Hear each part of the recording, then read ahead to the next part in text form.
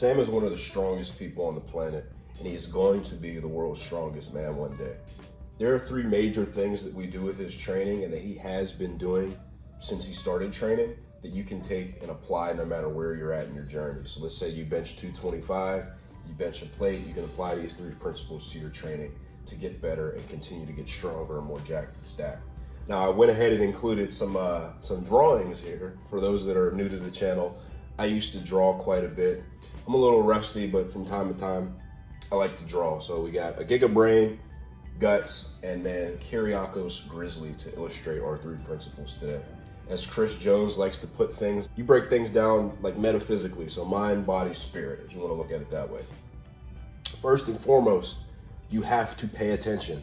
Now, what does that mean specifically for you guys? First and foremost, you're gonna have to determine how you are built for the lift. What are your leverages? I talk about that in my self-coaching video that I just posted, fully time-stamped. It breaks down on every lift, squat, bench, deadlift, overhead press, etc. How you look at how you're built, and you determine, are you built for the lift or are you not built for the lift? What that kind of infers how much volume you can handle on that lift as well. How many sets per workout, how many sets per week can you handle? Once you determine these 2 things, that's most 90% of what your program is gonna be built around. If you understand these 2 things, all the rest of this is cake. Now, you have to have some experimentation, right? So you can't theory craft a big bench press. You can't theory craft getting jacked and stacked and ripped. You have to pay attention to what works for you as you continue to train. Take notes, journal, guys. I journal everything that I do in terms of my training. I can't tell you off the top of my head, what PRs I hit or what I did 3 weeks ago, but I can look back and tell you precisely what I did, how many sets I did and how they felt. Take detailed notes. Pay attention to what works for you. What works for you may not work for someone else and vice versa. Holler if you hear me! One thing, and this is a little allegory that we can talk about in terms of Sam's training specifically, one thing that is really effective for him is accumulating volume on the way up to his top set and then having one back down. That's kind of counterintuitive to what most people do. They warm up and then they go into their working sets. What's very effective for him is getting in more first touches, and by that I mean first reps, greasing the groove, getting into his bench groove really good. If he is out of groove, his bench performance is impacted significantly. So that volume on the way up, 1, warms him up, 2, gets him into a good groove. That's what works very well for him, and it has always traditionally worked very well for him. It's something that we didn't do on a particular bench workout, I think last week, and the effects were instantaneous. It was very clear the difference that made in his training. So pay attention to what works for you. Take notes. If something isn't conventional wisdom, but it works very well for you, who cares what anyone else thinks? You do it. And I'm speaking facts. With taking notes, use your notes. Schedule a string of PRs that are small, that are scheduled around, when you hit them at a particular time. So for Sam, he can look back in his notes and say, okay, this week we have to hit this, this, this, and this to get PRs on each of these sessions. Now, what this looks like is that you might have a PR that's easy. So let's say, for example, you have 3 sets of 10 at 230 pounds. You did that last month, 4 weeks ago. You know for a fact that you're good for a 1 rep max, but you're not scheduled to do that until week 4. That week 1 PR, you're gonna do 235 for 3 sets of 10, and you're just gonna chip your best 3 sets of 10. What this does is really cool, guys. Not only does it set up a thread of recovery wherein you're not overstressing yourself leading up to this PR, you also get PRs leading up to your PR, and that just boosts your mindset like no other. It keeps you motivated. So there's a mind aspect of it, and then like a practical training aspect of that as well. Now with paying attention, we got the Giga Brain stuff out the way. With bench press, it's the lift out of any other power lift, even more so than squats, where the amount of muscle mass that you have is highly correlated with how much you can bench press. You gotta get jacked and stacked, and this is where our favorite big jawline, big sword swinging Chad comes into play, Guts from Berserk. he's jacked and stacked, and it's because he trains often. With your bench training, something that you have to keep in mind, and this is going to vary depending upon where you're at in your training career, how much volume you can tolerate, and how you're built for the lift, you got to blast your triceps. What that looks like is you're doing as much tricep work as you can at all times and maintaining a minimum tricep strength throughout. You have to make sure that your triceps are strong on bench press. They're a primary mover just as much as your chest. Clearly, no debating. It's like a causal relationship. One cannot thrive without the other, so get them both jacked and stacked. With this, you gotta work your back, guys. I work my back with my bench press. I know I ain't the only one. Right? But what that doesn't look like is doing twice as much rowing as bench pressing, just to get that out there.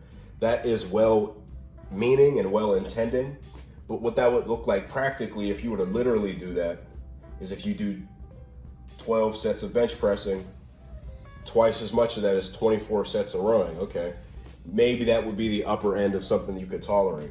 Let's say you're doing 20 sets of benching a week. You're supposed to do 40 sets of rowing. It don't make no motherfucking sense. What you do is you maximize the amount of back work that gives a practical and good return on what you're trying to do with your bench press. What you're doing with your back work is just ensuring that your shoulders are healthy, your lats are strong, and that your upper back is strong. The minimum amount that you need to infer that is what you go for. So if you do 12 sets of bench press, I might only need 8 sets of rowing or pull downs a week. It's gonna be some sort of ratio, but it's not 2 to 1, guys. That's ridiculous. Am I lying? You gotta bench press more to bench press more. What that looks like is whether that is more frequency per week, more volume, more intensity, more something. More is always better with bench pressing. No debating. There are people at a high level in powerlifting that bench press 5 times per week. If you can do that and you can get a return from that, do it. Now, you'd have to separate that into like tertiary, which means third most important, second most important would be secondary and primary and so on. But the more frequency you can handle, the better. Last but not least, rear delts. You have to work your rear delts, y'all. This comes into play with back work because when you do like pull downs and rows and things like that, you do work your rear delts, but these are an all-important stability muscle, and I exhausted this marker drawing guts. But these are an all-important stability muscle. They keep you safe, they keep you strong, and they increase that stability at the bottommost portion of the bench press. Last but not least, we got our boy, our man, Kyriakos Grizzly. For the difficult, you gotta pay your dues. And for those that know where this drawing is from, go ahead and comment that down below. First person to get it right, I'll pin your comment before someone else, some other Chad, steals the pin from you. But you have to pay your dues with your training. And what that looks like specifically is just staying on top of your non-training variables. Something that Sam is very good about that makes it very, very easy to work with him is that he stays on top of all these things without me having to be like, Newsflash, douchebag. why aren't you eating enough calories? Blah, blah, blah. Dude, you sleep in 3 hours a night. No wonder you didn't hit your deadlift or your bench PR. You gotta make sure that you're nourishing your body. What that looks like is not only eating enough calories, that's sleeping enough, that's hydrating, that's getting enough carbs, and that's getting in your electrolytes. So sodium, potassium, magnesium, all those things are very important to maximizing your strength in the weight room. Now, just different things that I like. This isn't dietary advice. It's just saying what I do and what Sam does that we really like. Is I really like coconut water. That could be from a Body Armor drink. That could be from potatoes, bananas. But anything that you can ingest to get in those electrolytes, that's super important on its own. Prioritize your sleep. If that means that you have to wait until tomorrow to watch or read more Berserk, make sure you put that to the side and prioritize what you need to make sure that the rest of this stuff works. Let's not hustle backwards, folks. Let's hustle forwards. Someone is gonna hear me talk about this one and just be completely against it. You have to commit to gaining weight. Nope, not gonna do that. The best bench press accessory is calories. Period. It doesn't matter how it makes you feel. You have to commit to gaining weight. You can gain 10 pounds, you could gigabulk 10 pounds over a course of a week, and your bench press strength will go up on the strength of that alone. Commit to a moderate surplus over time, gain your muscle, gain a little bit of fat, gain that water, gain that glycogen, that leverage that's gonna allow you to perform better on bench pressing. You gotta stay healthy. What does that mean specifically? Part of that is making sure that your shoulder health is up to par. Making sure you're doing your rear delt flies, making sure you're doing your face pulls, whether that's with a cable or a band, making sure that you're doing your hammer curls. I don't bicep curl typically, but I do hammer curls because it keeps my elbow healthy. And I got a pretty big bench press myself. Keep your shoulders and your joints healthy. That's gonna allow your muscles surrounding those joints to work at their fullest capacity. And last but not least, you gotta have the right attitude. Eric Bugenhagen. It's a mindset for the difficult. Lots of, icons will go about different ways of saying the same thing, but if your mindset is not right with your training, and that doesn't mean be like the most hardcore dude in the gym or yell and scream and fake do all this shit.